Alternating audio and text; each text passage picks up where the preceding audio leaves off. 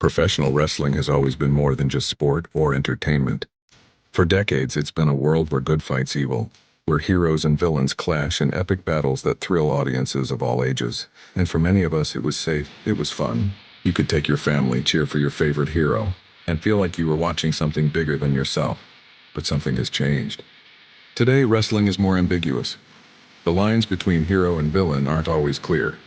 Storylines push boundaries, and the characters we see often exist in gray areas. That is exciting for storytelling, but it also changes the people wrestling attracts, and the fans who show up at the shows. Think about it. Wrestling has always drawn people with big personalities. That's part of the magic. But now the barrier to entry is lower than ever. Social media, independent circuits, and self-promotion mean that almost anyone can try to become a wrestler, or engage with wrestling communities online. And while most people are passionate fans or aspiring performers for all the right reasons, some are drawn by the darker side: aggression, risk-taking, or chaos. That wasn't as obvious back in the day, because the industry itself provided moral boundaries.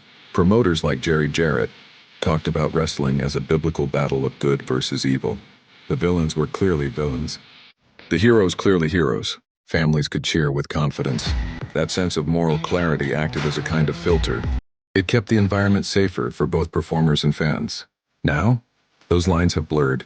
Wrestling celebrates moral ambiguity, and when you remove that clear distinction between right and wrong, the environment can inadvertently attract people who thrive in chaos. The kind of people who may have criminal pasts, aggressive tendencies, or simply a desire to push boundaries in real life as well as in the ring. That's not to say wrestling is unsafe, far from. But it does explain why, for some, modern wrestling feels different, not just as entertainment, but as a community.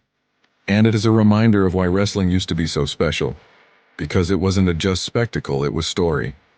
It was a moral universe where good could be celebrated, and evil could be defeated. So maybe the future of wrestling isn't just about bigger stunts, flashier storylines, or more shocking content.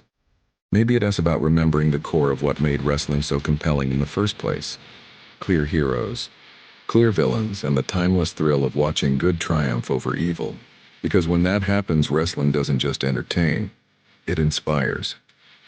And it keeps the world of professional wrestling a place where everyone can cheer safely.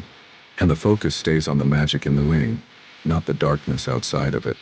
Professional wrestling has always been a battle of good versus evil. Maybe it's time we bring that back.